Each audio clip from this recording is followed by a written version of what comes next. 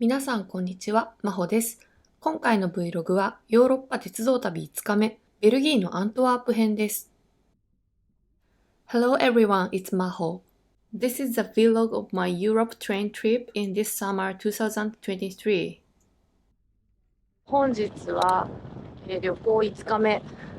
出発から数えるとアムステルダム2泊して、ロッテルダム1泊で、今日がオランダ最後というか、もう今からオランダを出て、ベルギーに入ります。といっても、ベルギーすごく近くて、電車の予約はしてあるんですけど、だいたいそうだな、1時間もかからないぐらいじゃないかな。結構近い距離です。次に向かう都市は、街全体がすごくおしゃれな街、アントワープに向かいます。乗る電車が10時58分、ブリュッセルミディ行き。経由がアントワープセントラル。で、4番ホーム、タリスって書いてあるやつですね。で、例えば一番下のアムステルダムセントラルに行くやつは、キャンセルって書いてあるんですけど、これを見てわかる通り、電車の時刻はめちゃくちゃ正確ですね。せいぜい遅れて5分、プラス5分っていうマークがちらほらある程度なので、これはかなり時刻に正確なんじゃないかなと思います。今のところオランダで乗ってる電車はもう全部時間通りに来ているので、なんかね、ヨーロッパってあんまり時間通り来ないみたいなイメージあるんですけど、その辺は心配はあんまりいらないのかなっていうイメージはあります。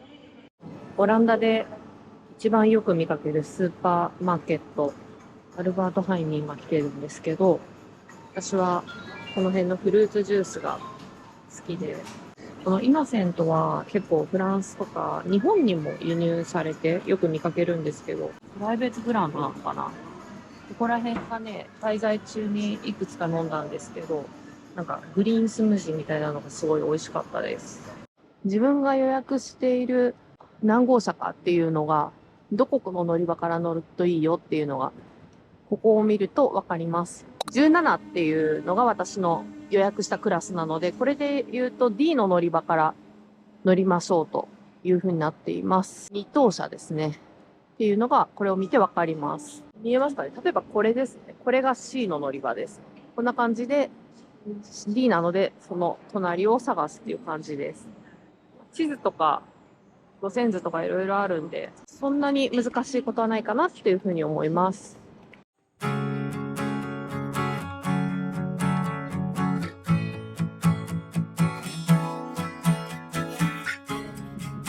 I found out that I came from the wolves. Somehow they were okay with what they did.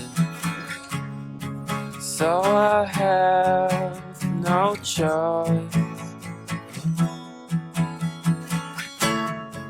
but to wonder what it might do to me. So I decided that I'm a sheep. I do no harm. I'll keep you warm. アントワープ駅に到着しました。何階にも渡ってホームがこんな風に分かれてて、何フロアあるんでしょうね。1、2、3、4、5回分ぐらい。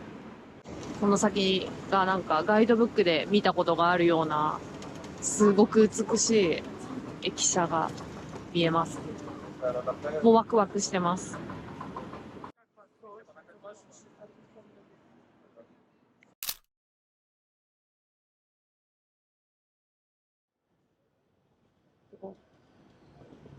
今回泊まるホテルは駅からすぐの NH ホテルというところになります。多分チェーンのホテルだと思うんですけれども、4つ星ホテルなので結構いい、そこそこ事前の写真で見た限りは、綺麗な感じのホテルだと思います。ちなみに今日本人とすれ違いました。アムステルダムとロッテルダムでは日本人の方と全く会わなかったので、やっぱりアントワープって日本人になんか人気なのかなっていうのをちょっと感じましたね。アムステルダムはね、観光客が多かったんで、たくさんいる中で日本人を見つけられなかっただけかもしれないんですけど、旧市街まではメトロで15分ぐらい、もしくは歩いて30分ぐらいっていうことなので、まだ今日は足は元気なんですけど、メトロ使おうかなというふうに考えています。ホテルに到着しました。いいホテルならではのとってもいい匂いがします。オランダでは予算を削って安いホテルに泊まってたので、ちょっとこの雰囲気にもうすごい癒されてます。もうホテルのお部屋がもう準備されていたので、簡単にルームツアーしたいと思います。まずこちらがミニバーになっていて、これは無料だよっていう風にあって、私最初お酒かなって思ったんですけど、よくよく読んだら、こちらに、ミネラルウォーターっていう風に書いてあるんで、ちょっと持ち運ぶのは難しいんですけど、ベルギーのお水、水道事情わかんないんで、お茶とかコーヒーがいっぱいあるので、これで、お湯沸かして飲みたいと思います。で、その他、スナックとかは有料ですね。きちんとしたホテルっていう感じのクローゼットとか、ロッカーがあって、もう早速貴重品預けてます。で、こちらがバスルームになってます。前付けのシャンプーとかコンディショナー、ハンドソープ、なんか見るからに質が良さそうです。水洗は、ハンスブローエで、こっちがトイレになっているという作りで、ドライヤーとゴミ箱もあります。部屋の中身なんですけれども、結構広いですね。スーペリアルームっていうことで、スタンダードがこの下のランクであるのかわからないんですけど、このようにこちら姿見、鏡と、デスクとすごい綺麗な薄型テレビ。無駄のないシンプルかつ洗練された印象のお部屋っていう感じです。で、窓、さっきはもうちょっと晴れてたかな。窓から中庭が見えて、この先にレストランが見えます。レストラン、フロントと、雰囲気がちょっと似てて、すごいお花がいっぱい飾られているすごい素敵なレストランでした。こちらは廊下です。とっても静かですね。私のお部屋は1階にあって、ヨーロッパなのでグラウンドフロアが0階。その上になります。この先がエレベーターホールなんですが、この階だけさっき言ったようにレストランがあります。中央駅からの観光客が多く集まるオールドタウンっていうのかなまで歩いて25分以内、22、3分ぐらいなんですけど、で、ホテルのチェックインするとき、レセプションの人にトラムで行くか歩くか、ちょっと微妙な距離だけど、どっちがおすすめっていうふうに聞いたら、そこに至るまでの場所がショッピングストリートだから、乗り物乗ってくより地下鉄に乗っちゃうので、オランダと違ってトラムは走ってないんですよね。なので、地下を電車でさって行っちゃうよりかは、歩いていくことをお勧めしますよっていうふうに言ってもらったので、このように歩いてます。もしね、万が一疲れちゃったら、帰りは電車に乗ればいいかっていう気持ちでいます。早速チョコレート屋さんが、ベルギーのチョコレート書いてありますね。大きいビルなんかもあって、今日は平日ですけど、ショッピングや食事を楽しむ場所なのかなと。で、この大通り今出てきたんですけど、バスがめっちゃいっぱい走ってます。アントワープは乗り物は一切使わずに徒歩で回って、一日の滞在を楽しみたいと思います。あちらに見えるのが中央駅で、ストリートをまっすぐ行くと、このようにもうオールドタウンの入り口が見えてます。広場って感じですね、ここは。中央駅からここの旧市街までトラムが走ってないからトラムないのかなって思ったんですけど、ありました。今回は使うことはないので、眺めるだけで向かいたいと思います。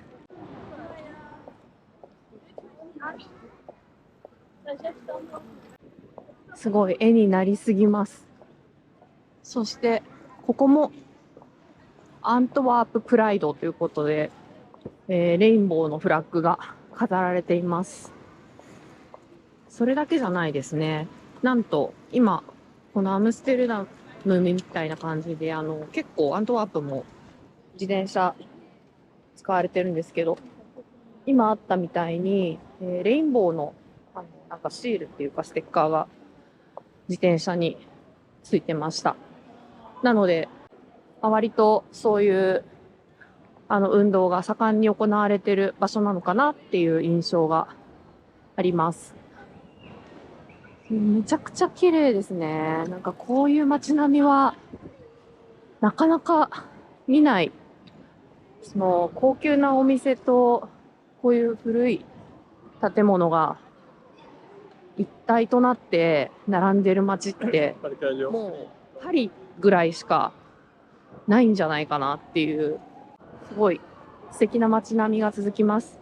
で、この先にある INNO、なんて読むのかな、インノはデパートみたいです。ここは何か工事中で、広場なのかな、大規模な補修っぽいものをしてますね。めちゃくちゃ大規模ですね。ここ壁が思いっきり通ってるんで、どうなるんだろう。楽しみです。ここにもソストレーネグレーネがありました。このデパートの隣です。もう十分ショッピングはしたのでいいんですが。で、今 Google マップ見ながら歩いてるんですけど、この先にはユニクロが右手に見えます。すごいですね。ユニクロはもう世界のありとあらゆる場所で一等地を抑えてる感じがします。ここには H&M があるんですけど、H&M もなんかよくよく見たら、すごいおしゃれな建物になんかなってますけど、こっちはなんか逆に現代的な建物ですね。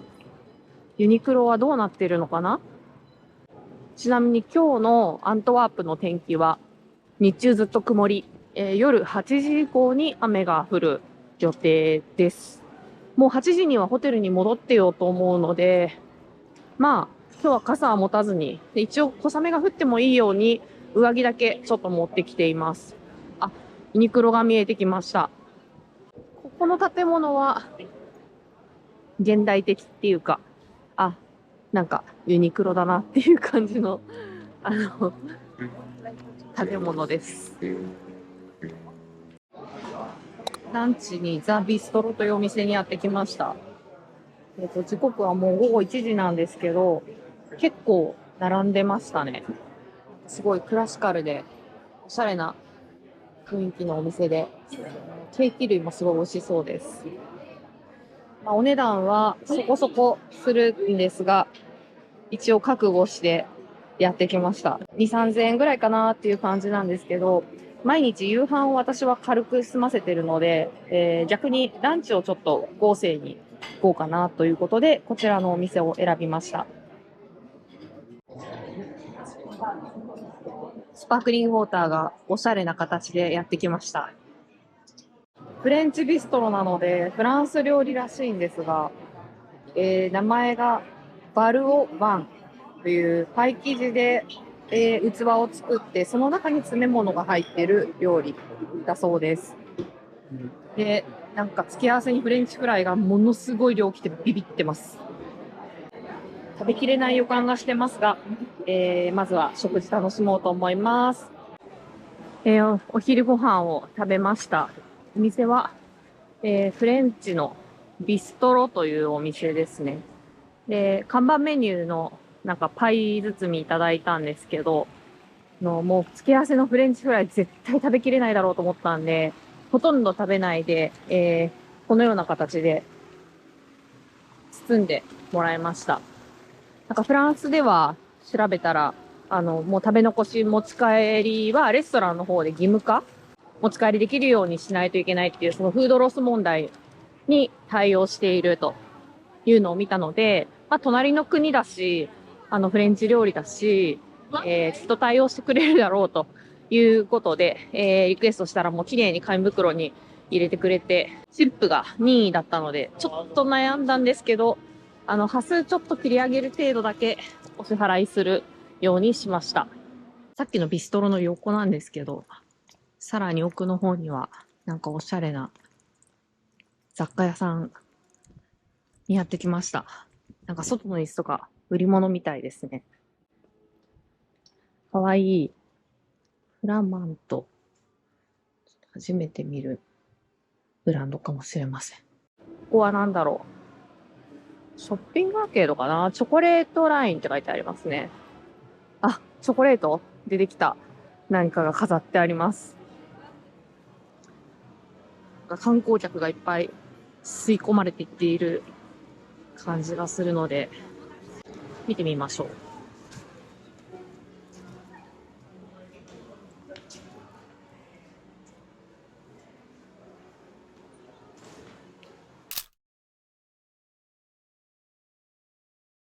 今のお店はチョコレートラインっていうすごい有名なチョコレート屋さんみたいで、ちょっと帰りもここ通ると思うんで、いくつか買って帰ろうかなと思います。日本はね、暑いので、日本にまで持って帰ると絶対溶けちゃうんで、滞在中に全部食べようとは思ってるんですけど、食べ比べ楽しみです。相変わらずこのメインストリート歩いてるんですけど、めちゃくちゃいい場所なんですが、ちょっとお店やってないところとか空きテナントが少しありますね。大体はやってるかな。私が目指しているのは、市庁舎と、あとカテドラル、教会ですね。あんまり地図見ないで歩いてるんで、ここまっすぐ行くとたどり着けるのがあんまり分かってません。ところどころで Google マップ見ながら確認していこうと思ってます。街中がチョコレートとワッフルの甘い匂いするなーなんて思って歩いていたら、ちょうど目の前になんかダースモーレストワッフルショップかな、なんか有名なワッフル屋さんがありました。なんか素敵な地図ですね。この道をくるっとちょっと回って、教会とか市庁舎があるみたいです。かわいい。すごいおしゃれな雑貨屋さんです。扉が閉まっているんですが、カテドラル、入り口は別のところだよっていうなんか表示が見えますね。もうこっからも素晴らしい眺めが見ることができます。こっちが入り口だよっていうことなので、このなんかいい感じの路地裏にここから入っていくんですけど、見てもらうとわかるようにマクドナルドとかがめちゃくちゃおとなしく馴染んでて、こっちも同じくスターバックスがなんか馴染んでますね。この狭い路地裏いいですよね。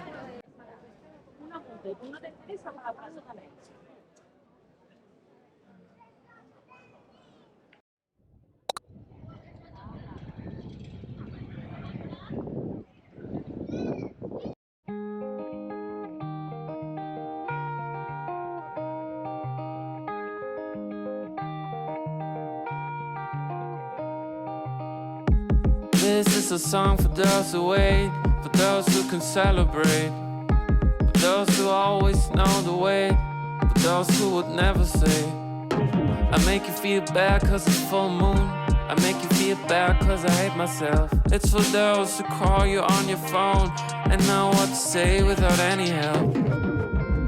And I guess it goes somewhat like this. Are you sure you will love me in the middle of the night? When the darkness that's living outside makes its way in my mind, are you gonna tell me that I'm gonna be okay?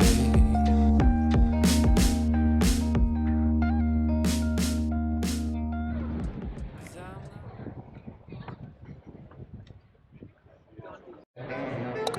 アントワープ市庁舎は1561年から65年にかけて建設されたベルギー最大のルネサンス建築です。その手前には町の名前の由来ともなった古代ローマの兵士ブラボーの像があります。こういう人気の少ない路地裏好きです。古いレンガに囲まれてるんですが、意外と窓が新しそうで、人が住んでるのかな？すごい優雅な暮らしをしていそうです。川の方にやってきました。なんかミニミニ遊園地がこちら側にあるのと、ここにあるなんかちっちゃい砦みたいなのも観光名所っぽいので、ちょっと道路を渡って見てみようかなと思います。ビジターセンター、アントワープストーリー、あとクルーズターミナル、サプライヤーズ、なんかいろいろあるところみたいですね。あ、ここに説明が書いてあるので、ちょっと読んでみたいと思います。ヘッドスティーンっていうのがここですね。が、アントワープで現存する中では一番古い建物です。ここがメインゲートウェイですと。中の方行ってみたいと思います。砦の中に入ってきました。どうやら、ここは、ちょっとしたビアカフェがあるようです。随分低い狭いドアですね。ここにツーリストインフォメーションもあります。でも建物がちっちゃいので、そんなにたくさんの観光客が来てるっていう感じでもないですね。お土産屋さんも中にあるみたいです。後でちょっと覗きたいと思います。そして、ベルギーに来て一番最初の川です。すごい眺めがいい。なるほど。フェリーターミナルがこんな風に入り口があるんですね。そして電力発電用の風車ですかね。いっぱい立ってます。風が強い感じがします。観光用か何かフェリーに乗ってる人たちが見えますね。川の反対側にもあるので、もしかしたら移動用の水上バスみたいになってるのかもしれません。この建物無料で3階まで登ることができて、パノラミックビューとかやったので、やってきました。街を一望できていいですね。そしてここのお家は現代的でおしゃれです。対比がすごい。アントワープは結構 LGBT フレンドリーな街なんだろうなっていうのを、この交差点見て思いました。一時的なイベントだったら横断歩道の色塗ったりしないと思うんで、なんていうんですかね、中世の街並みってすごい色が結構モノクロに近いと思うんですけど、そこにカラフルな色が入ってちょっと面白いなっていう風に感じています。ここにも今古い建物にレインボーフラッグ立ってますね。さっきのストリートはめっちゃくちゃ人がいっぱいいたんですけど、こっちはメインストリートじゃないのか人が少ないですね。そうこれレインボーの旗の横にさっきも通った、市庁舎のところですね。どれぐらいの数の国旗が飾られてるんだろう。そしてあっちの広場の反対側にはちょっとオランダで見たようなレインボーフラッグもあります。今からさっきとちょっと違うルートを通れれば通ってチョコレート屋さんに行きたいと思うんですが、ここさっきも通った道だな。いや、普通に歩いて行きたいと思います。8個入りで 9.5 ユーロ、だいたい1500円ぐらいですかね、のチョコレートを買いました。1粒200円って考えると、結構凝ったチョコばっかり選んだので、そんなに高くないんじゃないかなっていう感じがあります。これ日本で同じの展開したらもっと高くなりそうな気がするんで、このお店、すごいチョコレートの匂いがします。チョコレートを作っているところとか、こういうなんかチョコレートでできた展示物とかを展示してるみたいで、この工房ですごいチョコレートを作られてます。